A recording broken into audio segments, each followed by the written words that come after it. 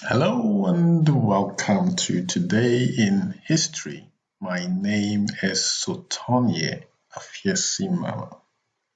Welcome to my channel. If you are a returning visitor, I appreciate your support. If you're visiting for the first time, again, you're very welcome. Now, I just talk about historical events that have happened on this day, hence the title Today in History. So, without further ado, let's get cracking. We'll do that by rolling back the blinds. That's our usual tradition. So we just roll back the blind and peer into the important events that took place on this day.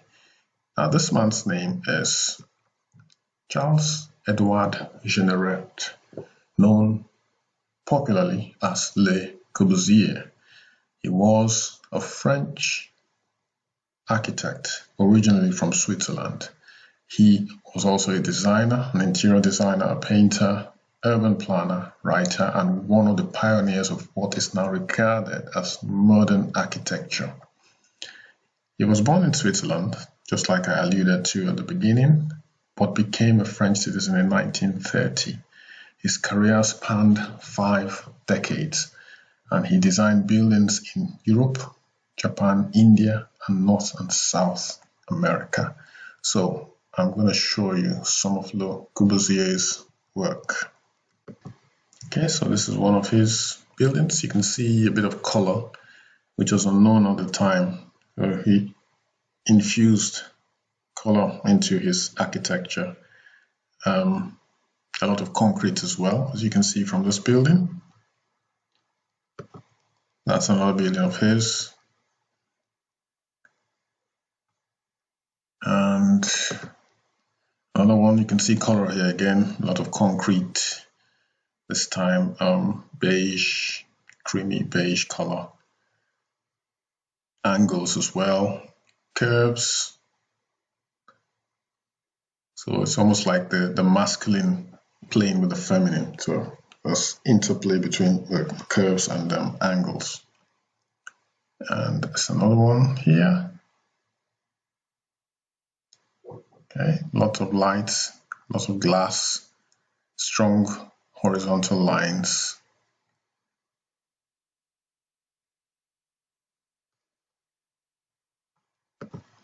And then some of his interior designs. It is absolutely elegant. Yeah, I think elegant is the right word to use. Okay, some more architecture. And then last but not least, that's another one of his. So go check him out. He's got a lot of stuff out there on the internet, a lot of his designs. Yeah, so Le Corbusier, who was born on this day in 1887. Right, so let's move on to the year 1892. So just 5 years later, this man, his name is Alfred Lord Tennyson, the great English poet of the Victorian Age. He was the Poet Laureate during much of Queen Victoria's reign and remains one of the most popular British poets.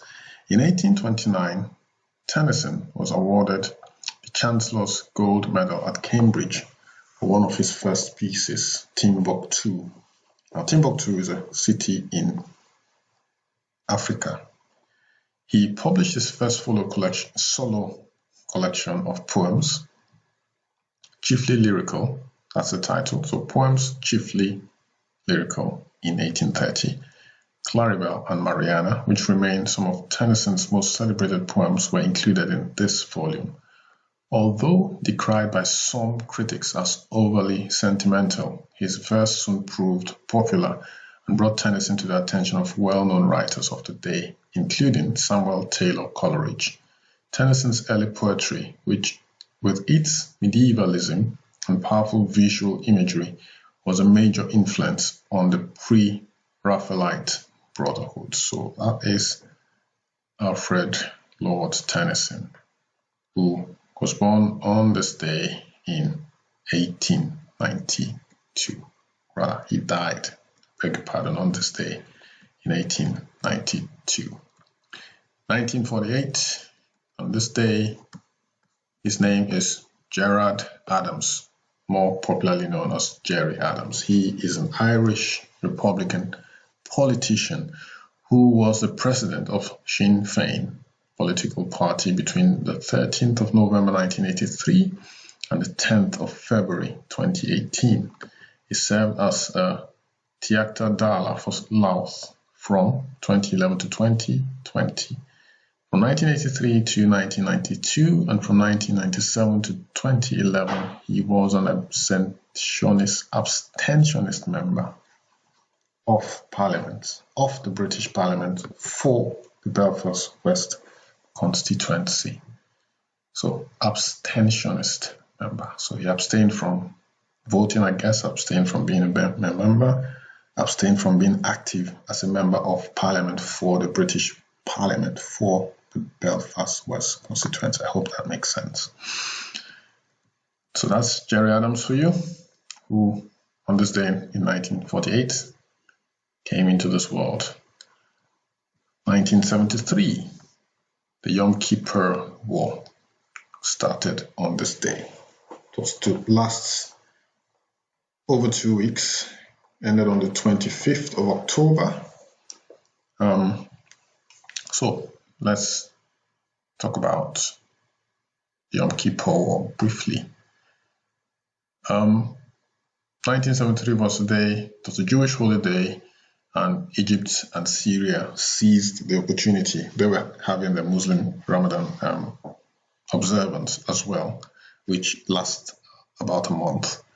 So they seized the opportunity of a Jewish holiday of Yom Kippur to attack Israel. So to use the war as a negotiating platform for Israel to release the lands that it seized during the 6-day war, 6 years prior. So, but anyway, Israel, in their usual fashion, succeeded. They eventually, Israeli forces successfully fought back, and the war eventually ended inconclusively. But eventually, the United Nations brokered a peace deal, and Israel decided to forfeit some of the lands that it got from this Yom Kippur, and I think they also forfeited some of the land that they got in the 1967 Six-Day War as well. Okay, so that's history as it happened on this day in 1973. 1981. On this day, Egyptian President Anwar Sadat, pictured here, was assassinated by members of the radical fringe of the Muslim opposition. So that's Anwar Sadat, who incidentally was president of Egypt at the time of the Yom Kippur War. So 8 years later, he was dead due to being assassinated by a radical fringe of the Muslim opposition. 1993, so last but not least. On this day, Michael Jordan, pictured here, retired from professional basketball, saying, "I don't have anything else to prove," only to return in March 1995. He played 15 seasons in the NBA, winning 6 championships with the Chicago Bulls. His biography on the official NBA's website states, "By acclamation, Michael Jordan is the greatest basketball player of all time." Some would beg to disagree, but well, he, in my opinion, is one of the very best. He was integral in helping to popularize the NBA around the world in the 1980s and 1990s. That is very true, becoming an American and global cultural icon in the process. So this is Michael Jordan, pictured here, who retired from professional basketball for the first time on this day, only to return 2 years later, well, nearly 2 years later, so about 2.5 years later actually, because he retired in October, on the 6th of October, and by 1995, one and a half years later, I beg your pardon, about 1.5 years later, he was back. Obviously, he had missed the thrill of the game and decided that he wanted to have one last go at the game of basketball. So Michael Jordan one of the greatest basketball players of all time. The Chicago Bulls reckons that he is the greatest basketball player of all time. I don't know what you guys think. Drop me a comment if you think he is, or he is one of the greatest. On that note, guys, we're going to end it today for this edition of Today in History. I hope to see you tomorrow for another edition of Today in History. So tomorrow, the 7th of October, I'll catch you then. Thanks for dropping by. My name again is Satonya Fiesimama. Click on the like button if you like this video.